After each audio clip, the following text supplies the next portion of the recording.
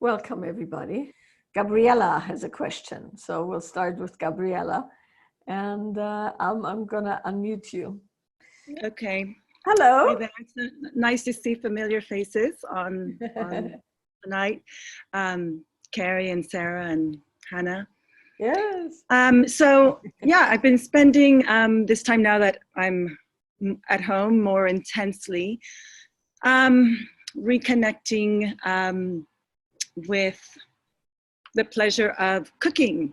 So before this all came about, I had reached a stage in my life where cooking wasn't so much important. My kids were grown up. My husband was traveling. So I was kind of so happy to just do away with those duties of being a mom, a wife, and really found them at some point, many points during my time, quite almost oppressive sometimes.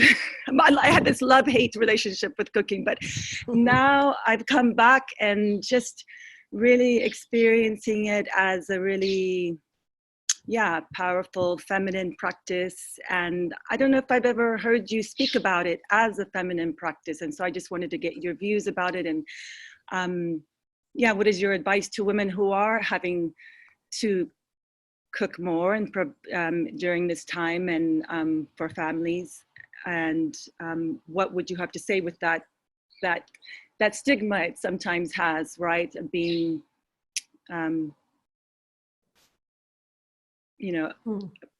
I guess that of being oppressive, of being a role that women are sort of pigeonholed to, and then maybe I'm also noticing, because my husband and I do share the responsibilities of cooking. I'm not the only one, but now also interesting to see the way he approaches cooking versus the way I approach it. And so if there's, with all these celebrity male chefs that's coming out, and they seem to take center stage sometimes to women who traditionally held this role. Just interesting in that dynamic of how the role of cooking has evolved, and I'm curious about your views on it as a feminine practice, and maybe a spiritual practice. I'm not sure. Yeah. Well, I would definitely say it's a spiritual practice. Steve, do you want to start or shall I start? Steve is a very good cook, by the way. Oh, really? That's why I'm referring to him. And not only is he a very good cook, he is also unbelievably efficient in cleaning after he's cooked, which is a virtue all in itself. Yeah. So I don't know, shall I start or will you start? Why don't you start? Yeah. Okay, good. So there were several people in the chats, by the way, going, yeah, I have to cook all the time too. Good question, all kinds of things. So I can proudly say that my sourdough starter is ready today to be used for baking. So I think everybody is going for that. And for instance, here you can't even get flour in the shops because everybody's baking and cooking.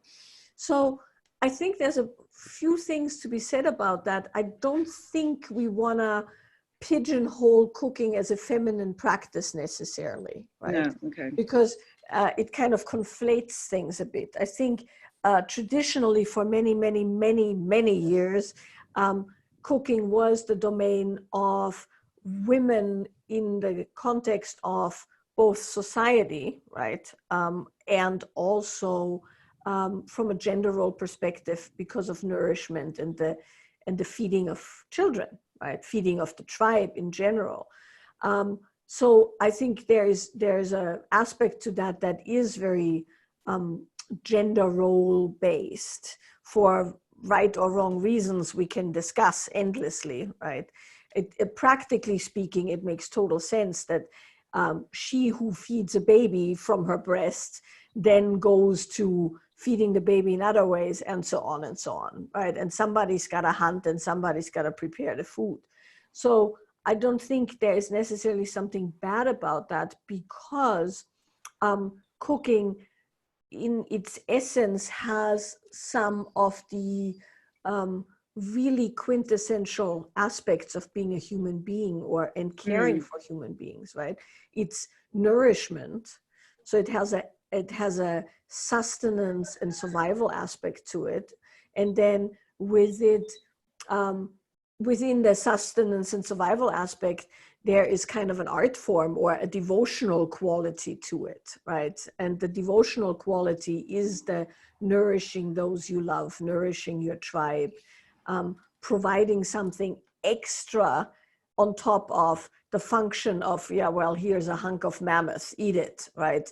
But it's like, how can I make the hunk of mammoth visually appealing and also taste really good? That's the art form and also the devotional or spiritual aspect to cooking, right? So I think it can be kind of pulled apart a bit, where you can go, well, we all have to eat and somebody has to make the food. So whoever is best at making the food should be making the food. Or previously it was like, well, you had a certain role to play, so that was your role. You had a job. The other person you were with, or the other people in the tribe had a job. Everybody did their job. Then comes the, can we make the job pleasing and artful, and is there added enjoyment in that, right? So when we then look, you were saying, well, why are there male chefs and they take front and center? I think because, well, there's a bunch of reasons for that, but I think one of the things that you could potentially feel is that often when male chefs go to work on food, they don't just bring the functional aspect into food, right? That, well, we gotta eat, so let's make some food. But the people that are revered have an artistic aspect to them, right? Not necessarily a nourishing aspect or a caring aspect. Yes, it should taste good, but it's not exactly like there's a lot of food or whatever, right? Like it becomes an art form. Food becomes elevated, in the preparation of food, and the good chef takes food out of the realm of nourishment and into the realm of performance and art, and kind of an opening of the body towards art. And if somebody cooks really good, certainly an opening of the body towards God, because good food is definitely a God realm, you know. So I think when we look at everybody having to make food now, we can look at it from the viewpoint of a chore. And there's lots of chores right now for everyone, right? Yeah. And most people have a lot more at-home things that they have to do, and they're not all pleasant. But we can also look at it as an act of supreme nourishment, as a way of caring for ourselves, and others. And we can also look at it from a devotional or artistic viewpoint, right? And so, for instance, you've heard me talk about this before. My teacher endlessly made me do chai. Oh, the chai, yeah. Make chai, right? And the making of the chai had all those components. It had the learning about the medicinal properties of the different ingredients, and really feeling what they did in the body and what they did in my body and how my body reacted to it. For instance, I'm mildly allergic to black pepper, which is one of the ingredients that you can put in chai. And that became very apparent when I started working with larger doses of black pepper. So I got to learn about the ingredients in my own body. So there's that aspect. And then there's the aspect of devotional activity, which is that the making of the chai was an offering to something greater than myself, and was in the spirit of taking myself and my likes and dislikes out of the equation and performing the offering. And then there's, of course, a supremely nurturing quality to it, because it is good and it tastes good and people love it. And then there's an artistic quality to it, because you can perfect the chai making and do the thing in a way that has kind of a art/performance aspect to it that's also interesting, right? So those are a few thoughts on cooking. And I think that the thing that I'm finding right now with cooking is that I go back and forth between just function, right, where I make food and I prep food up front so I can just eat when eating is required during all the other things I need to do. And then I have moments where it's really just about nurturing or nourishing or feeling good, where there's a certain amount of comfort. For instance, bread, I never eat bread. So making bread and eating bread is kind of like, it's totally in the comfort realm, essentially. But it's also in the artistic and adventure realm, because I've never made a sourdough loaf. And so it's kind of like, can I learn something new? Can I engage in something that stimulates me and that makes me feel like I'm doing something with my time and my attention that then stimulates other parts of my brain or makes me try other things. And so there's an aspect of adventure you can, engage in with every activity that you're doing right now, and certainly with food, because you have to make food anyway. So might as well, right? Might as well do something with that and try something out, So yeah, I think it's that latter one that I'm having. I want to bring more of. Yes. The adventure creative part. I mean, I know that, it's natural for me to nourish, and the devotional aspect, I do see some of that, the abundance, the gratitude for what I have before me. But it's the performative and adventurous and creative aspect. I'm outdone by that, by my husband, actually. He's really, really good at that. And I just didn't know if, would like to sort of bring that, more of that in. Yes. But well, not really quite sure. Well, there's a million websites with a million how-tos, and I just found one that's called Kitchen, but with the kitchen without the E in the end. So it's kitchen.com. And they have like a million, like really specific baking and cooking and this and that. So you can definitely find stuff where you can,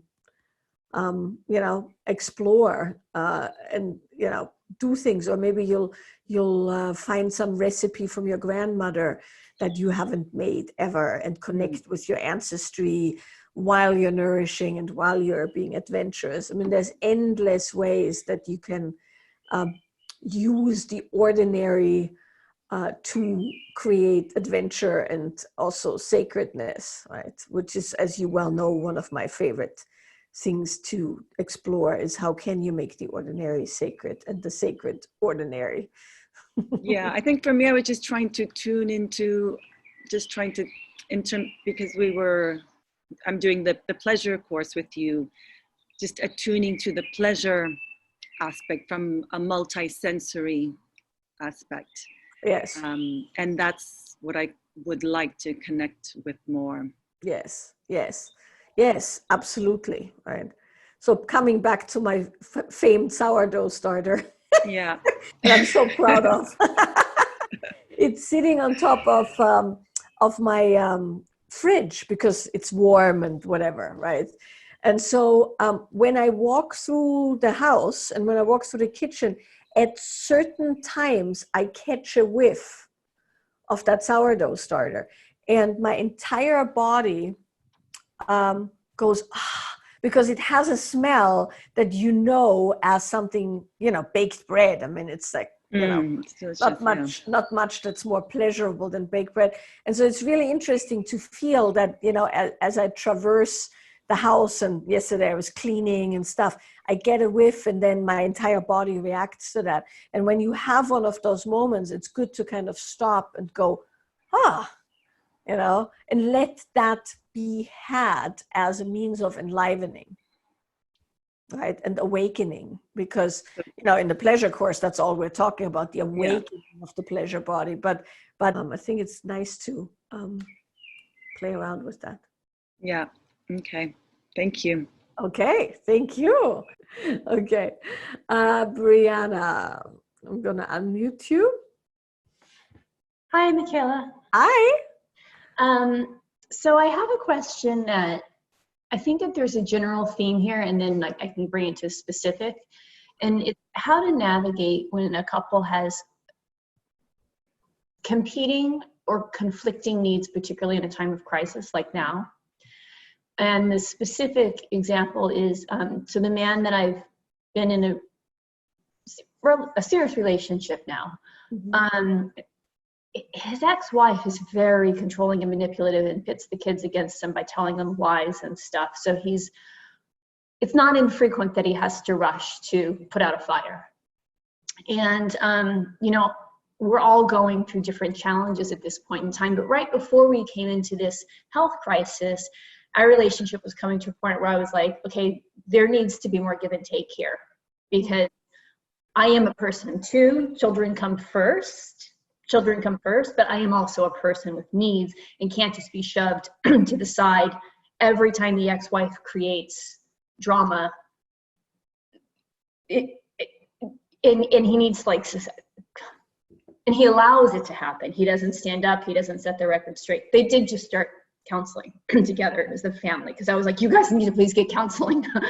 And but so I'm dealing with a situation now where I've learned that my grandmother's in a facility where they have coronavirus now on her wing, and some other challenges. And I'm really particularly in need of some support. And the ex-wife told him last night he had to go to Santa Barbara with them, and she drove by and picked him up, and she basically, again, used the kids. And so he's like, I can't talk to you this week. I'm saying, wow, you can't leave the house to go for a walk to talk to me while I'm concerned about my grandmother. I'm concerned about my business failing. You're a finance person. You've been helping me navigate some of this. So how do you, when there are two competing needs, like I understand there has to be some compromise, but how do you find where, sorry, that's my loud cat. How do you find the place where, do you know what I'm saying? Where you're not a doormat, and yet you are conscientious of the other person's very real needs also. Mm-hmm. Mm-hmm. Yeah, that's a tough one. There's a few emails here that people sent with similar things, right? Where people are with ex-partners or partners, and the values just don't line up. And that's at the best of times not easy, right? And at the best of times, the lack of common values or the lack of common thread is kind of what they call an irreconcilable difference. But of course, in a crisis, the thin veneer of social behavior and pretend kind of wears off really quickly. And we see that everywhere with people, where they've been kind of keeping it somewhat together under normal circumstances, and now that the circumstances are very pressured, they're just not capable of doing all the things that they need to be doing or behaving the way that they need to behave. So there's a bigger picture, and then there's the immediate thing, right? So the bigger picture, of course, is that if you're with somebody who prioritizes away or outside of your needs consistently, the first step, of course, is to make your needs very clear in the most comfortable way possible, right? And polite way possible. So that's the first step, of course. Then the second step is, if your needs are consistently not met, or if there's a consistent complaint that doesn't shift, then that's, of course, an actual situation and a potential grounds for, figuring other things out. Right. So that's that. But within that, of course, there's always are you actually asserting your needs, appropriately and properly? Appropriately is more your tone and the way you go at it. Properly is, are you actually capable of asking for what you need in a way that it is understood by the other person? Right? So there's that. I'm just going to put that there. Right. And you understand that, Mm-hmm.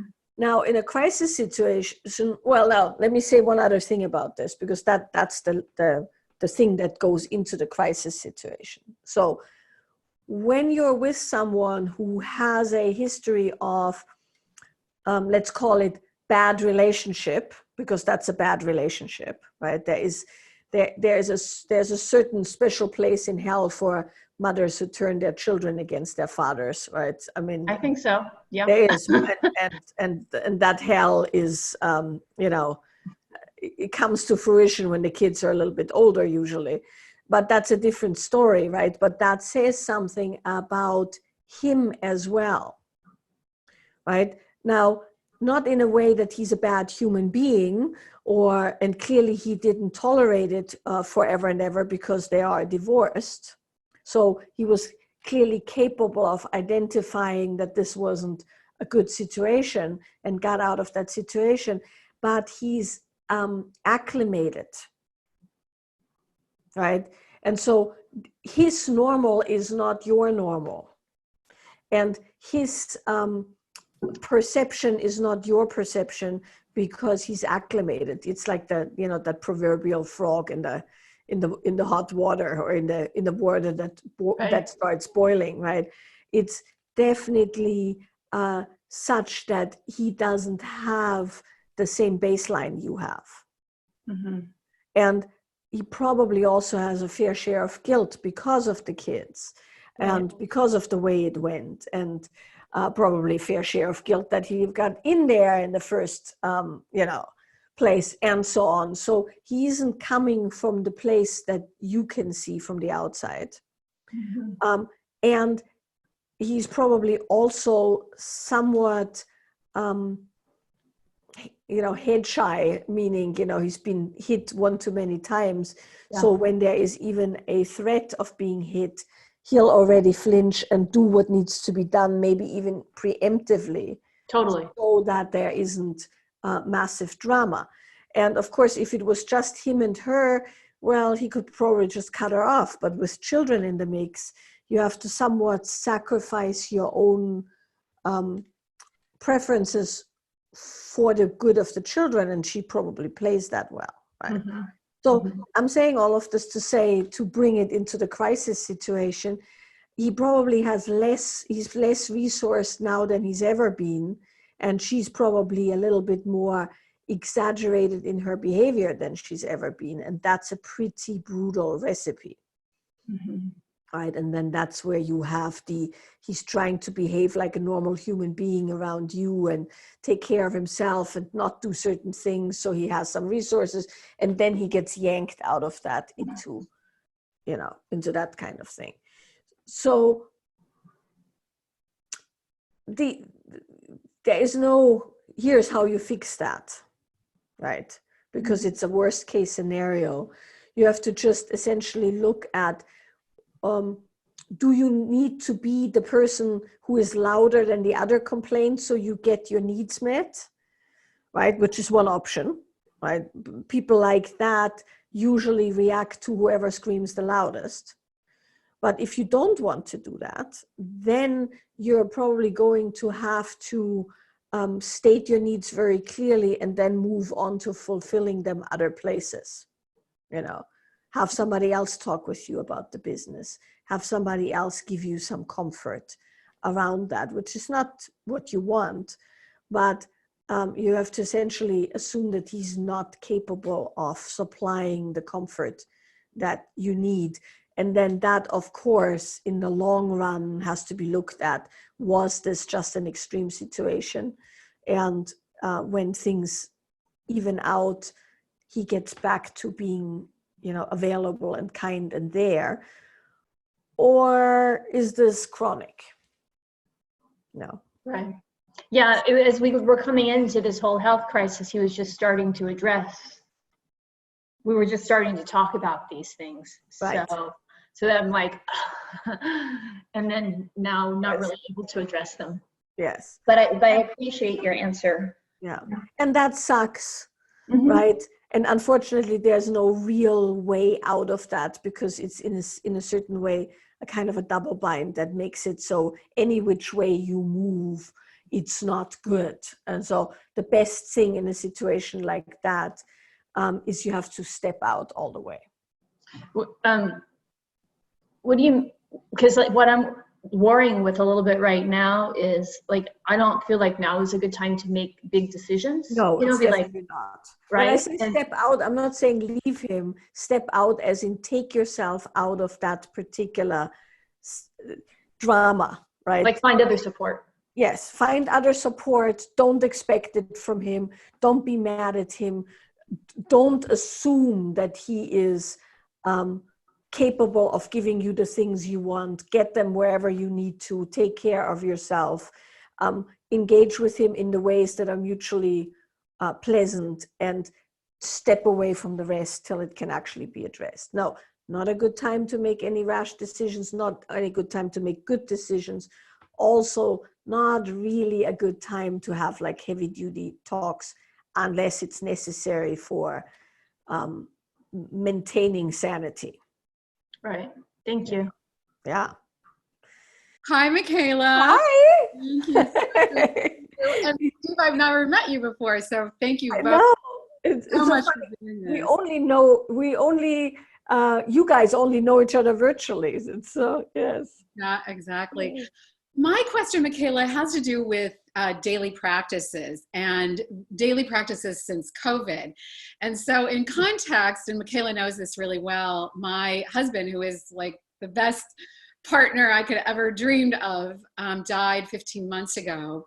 And so after his death, I took Michaela's course, and I really have focused since COVID really just on daily feminine practices. And so I do nonlinear dance, and I'm just very, very aware from a feminine standpoint, was really, really feeling great in my body, had everything going just right. And then COVID hit, and this is my 25th day. I'm isolating alone.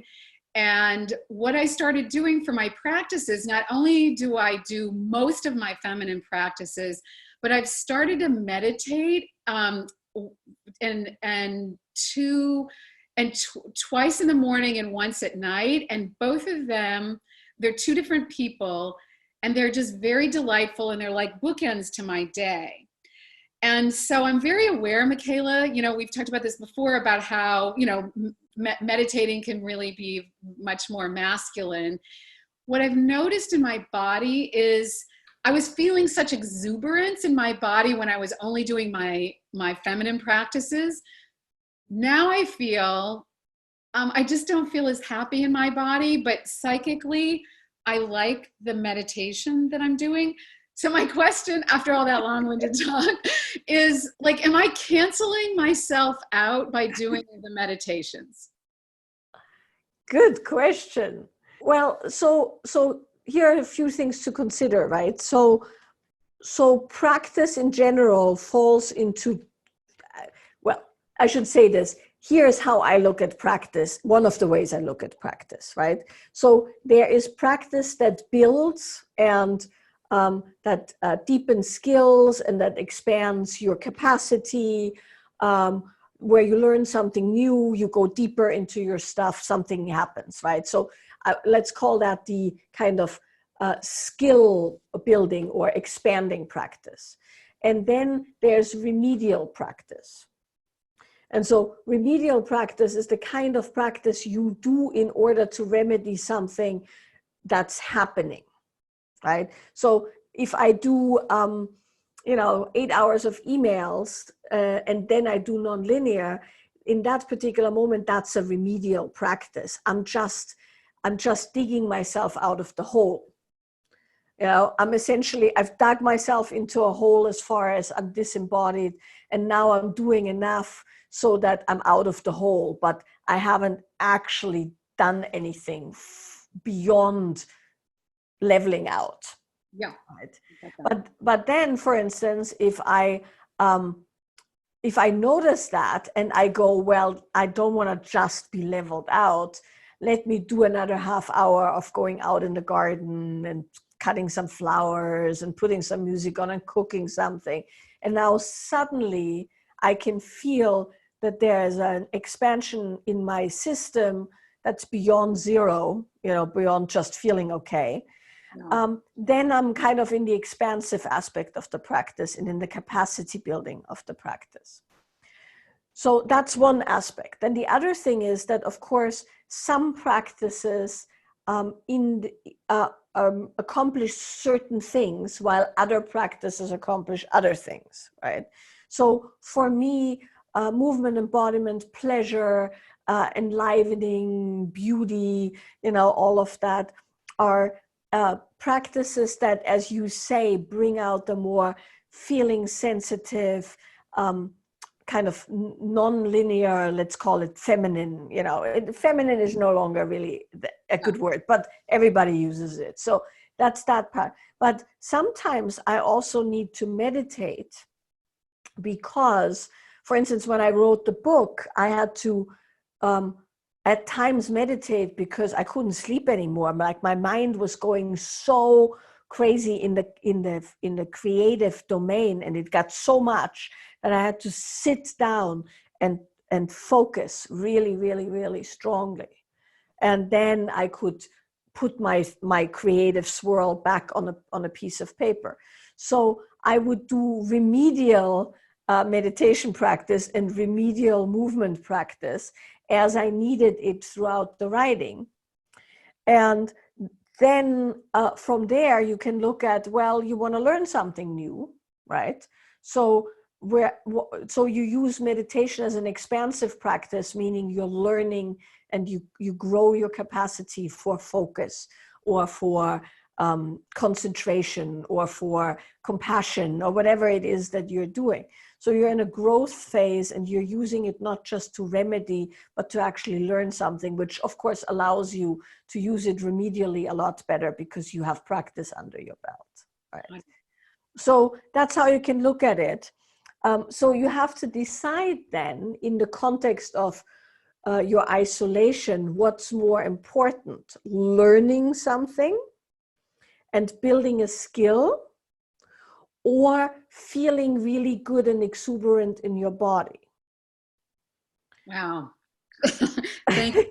It's really helpful. I mean, I'm even noticing just on a Zoom, like the people who are sitting outside, I'm like, I want to go with, I want to be with them. I want to be outside. I want to be, so it is, maybe I'm really leaning toward the exuberance, even though the purpose of what I'm getting from the meditations really is community, because it's a community like this. The other thing, Michaela, that was so helpful, and I really get it. I have one little thing around that, and that is, I'm also wondering if the grief has resettled inside of me, because we're all experiencing grief from this. And I was feeling like I was just kind of bursting through it physically. And then maybe the whole COVID thing, being isolated, maybe that's what that heavier feeling is in me as well. I was going to say that as well, right? So to finish kind of off the remedial versus, skill learning, it's not that you shouldn't do those meditations, but maybe that means you have to do a little bit more on the exuberance aspect to counteract the kind of squashing it a bit down. But the other thing that you said so rightly is that this is a time of kind of a collective grief. And this is a time where certainly some of your loss and some of the engagement with the loss and sickness and, the predictability of something happening that results in loss is front and center.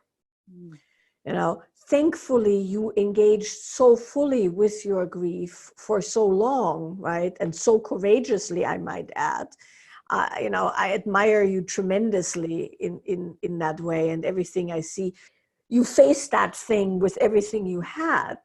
So Thank you. I think it's good to consider that maybe you are a little bit pulled back into that, and it's maybe submerged right? So it hasn't kind of popped up all the way, but it's making you a little bit more sluggish, a little bit more tired, a little bit more heavy, not enough to pop up as the actual gloss, where the bubble comes up from below and then pops and you go, oh, there it is.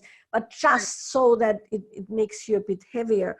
Yeah. And then you have to see, then once again, we go with remedial practices, right? And you have to see that how do you wash out that submerged grief, right?